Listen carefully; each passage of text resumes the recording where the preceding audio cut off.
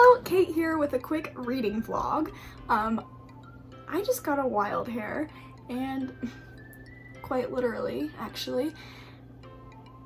And I want to do just a very quick summer reading vlog.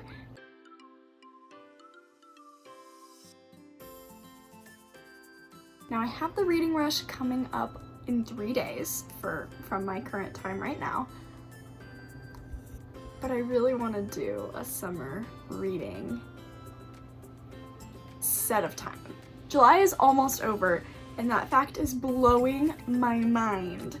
July is almost over, gulp, and I have not read that perfect poolside beach read flirty book that I typically read a lot of in the summer. I have a stack of books here next to me that I want to read. Now the obvious pick for this vlog, The Beach Read by Emily Henry, is in my reading rush TBR, so this is not gonna happen for this vlog, unfortunately. Very soon, I promise. My number one priority is The Unhoneymooners by Christina Lauren. Shout out to Under the Covers book blog who made reading this book possible, as I did win a giveaway from them, which included this book, so thank you, thank you.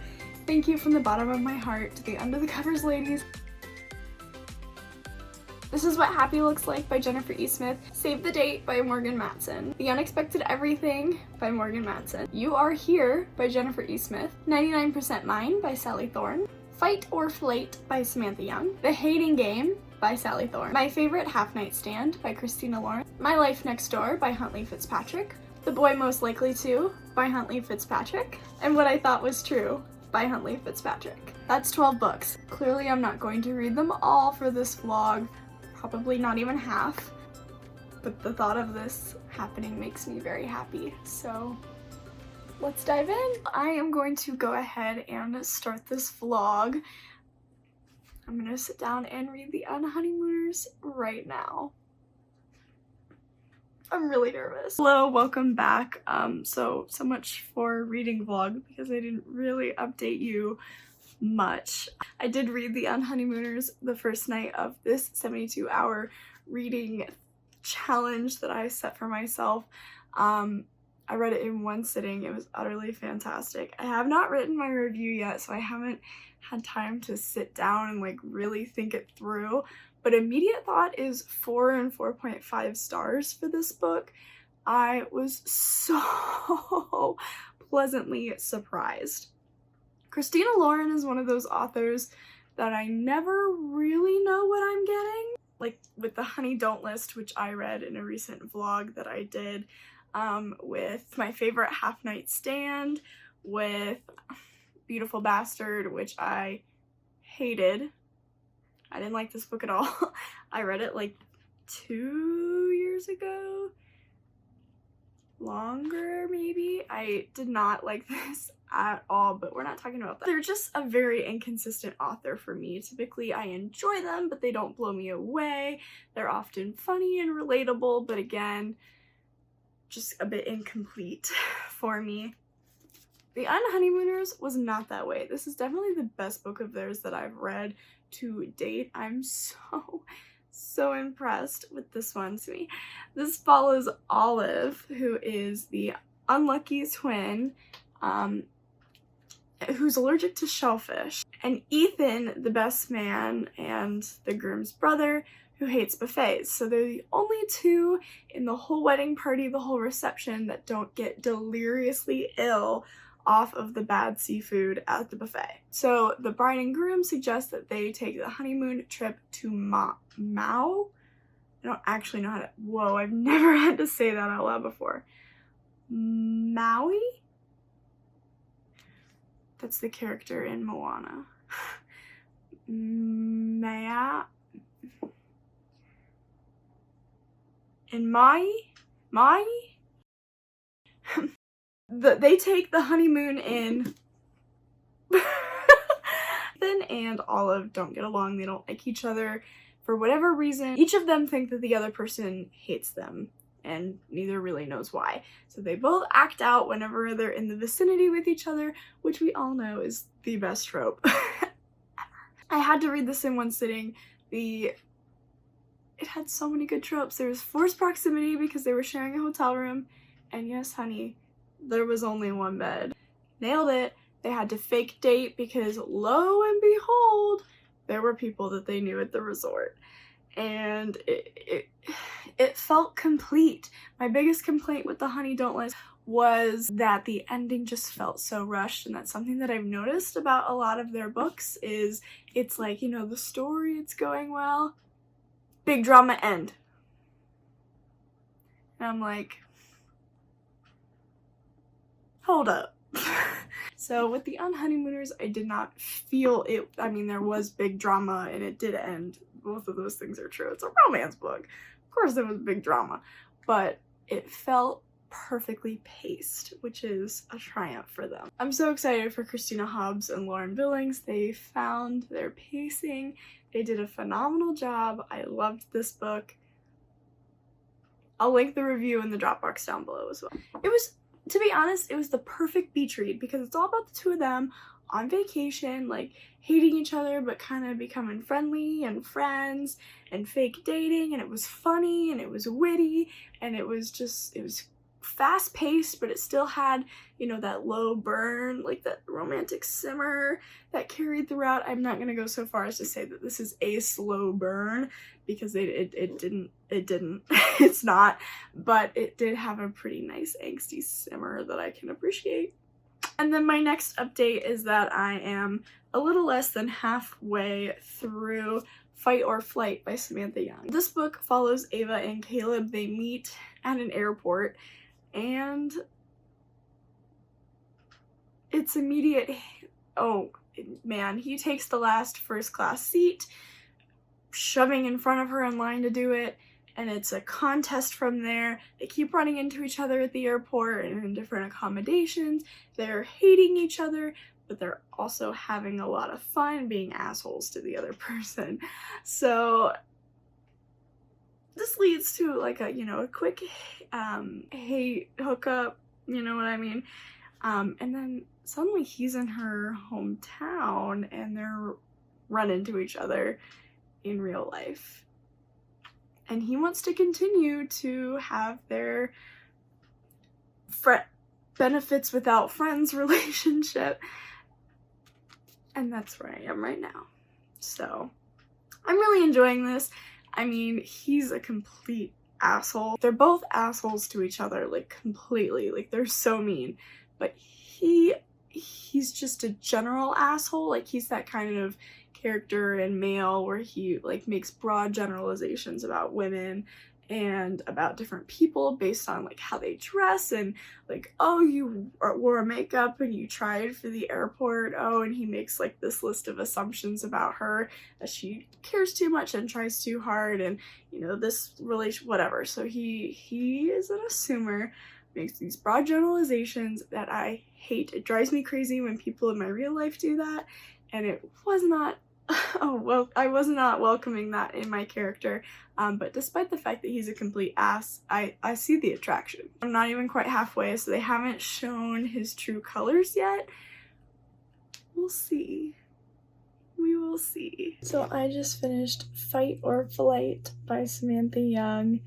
It's 1:30 in the morning because, once again, my inability to have an internal clock to tell me to go to bed strikes. I have to get up early. This was really good. It was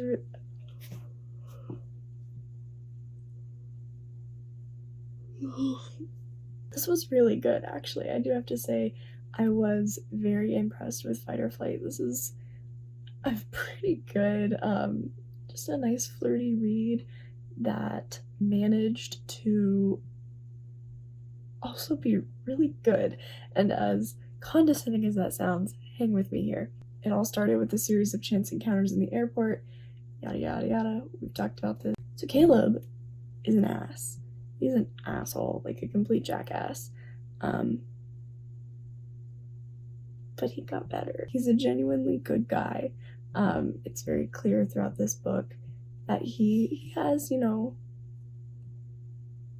feelings.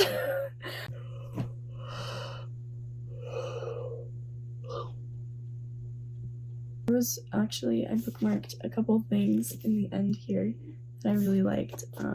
Towards the end of the book, you know, there's drama that happens, and her friend looks at her and goes, "Don't answer if it pisses you off, but was he seriously that good?" Because, you know, she's moping. The main character looks up at her with all the pain of my loss shining in my eyes. "He wasn't good. We were phenomenal." There's a little bit more to it there, but I really like that. He wasn't good. We were phenomenal, because there's all, you know, there's all these romance books out there, and they talk about, you know, he's so good in bed, like, oh, he's a god, you know, yada yada yada, and she's over here like, I mean, yeah, he was good, but we together, the two of us, because it takes two to tango, lest you forget, was phenomenal. The book has several of those insights sprinkled in throughout that I really liked. I really liked the way that the main character handled things. She I'm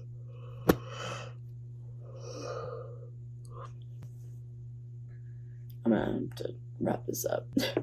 She fought for him, and she fought for their relationship, and she didn't, you know, scurry off when he, you know, it wasn't like the typical, you know, he says something to scare her off, and then she wallows about it, and then he comes back and apologizes. Like, that's not really what happens here. She fights for him, and she's like, "Really? You're gonna do that?" So, light spoiler for this part, but in the end, he's like a commitment phobe, and he lies about having a woman coming over later that's not her, and she's like, "Really? You're gonna lie to me about this? Just tell me that you don't want to sleep with me anymore, and you don't want to be together anymore. Don't just lie to me about having another woman over." And like, full on, she's a badass. She's just a fierce woman. Like, she doesn't hesitate to give him a piece of her mind. She doesn't hesitate to call him out on his shit. And I appreciated this, because that man deserved to be called out for some of his shit, you know? Overall, it was super enjoyable. It, you know, it made me think. In some places, there were those little pieces where she was fierce. I just appreciated how down to earth and confident the main character was. It kind of seemed like it was setting up for a sequel with the best friend, which I think would be a really cool. I haven't looked into it to see if there is a spin-off or a sequel, but I'm definitely more interested in some of Samantha Young's other books now. It was just a solid read. I was very impressed with this.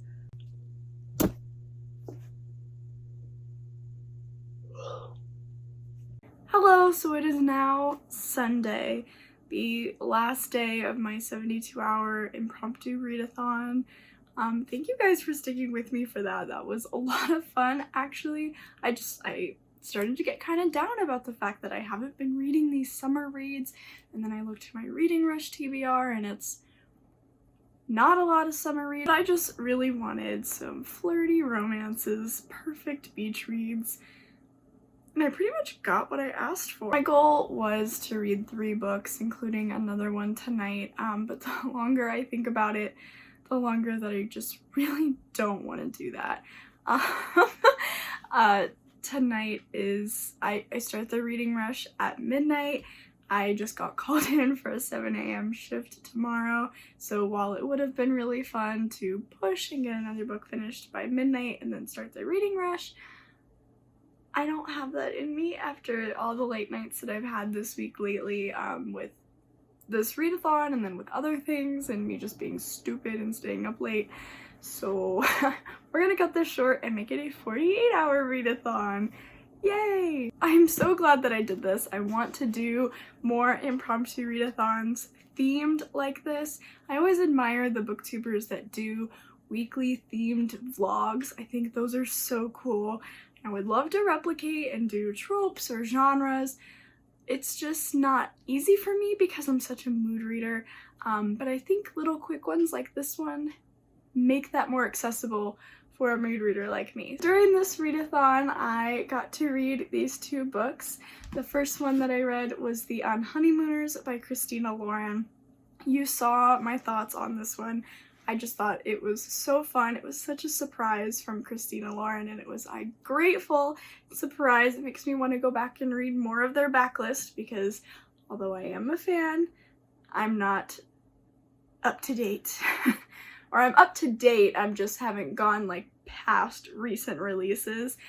So I'm definitely interested in a few more Christina Lauren books. It was just fun, flirty, it had all my favorite tropes, and it was just perfect. This was definitely my favorite read of the vlog. Not a hard pick since there were only 2, but I would totally recommend this one if you're like me, you've seen this around Bookstagram a lot. Pick it up. Listen to your friends. Pick it up. Then I finished Fight or Flight by Samantha Young. You saw me stumble through my review for that last night, or a few moments ago for you. This one too was just fun. It kind of surprised me because instead of being like a friends with benefits without being friends, hookup romance, and then eventually friends, it kind of, I appreciated the way that the heroine didn't back down, that she stood her ground, that she believes so strongly in herself, and it was just kind of surprising. It was just so refreshing to see in this one, even if it was a little bit long for what it was. I call this reading vlog a total success with The Unhoneymooners and Fight or Flight by Samantha Young. Yes. Have you read either one of these books? Let me know in the comments down below. I would love to hear what you thought, even if you disagreed with me. There were definitely flaws with both books, but I think that they were certainly enjoyable. So yeah, let me know down below. You will certainly be hearing from me more soon. Bye now.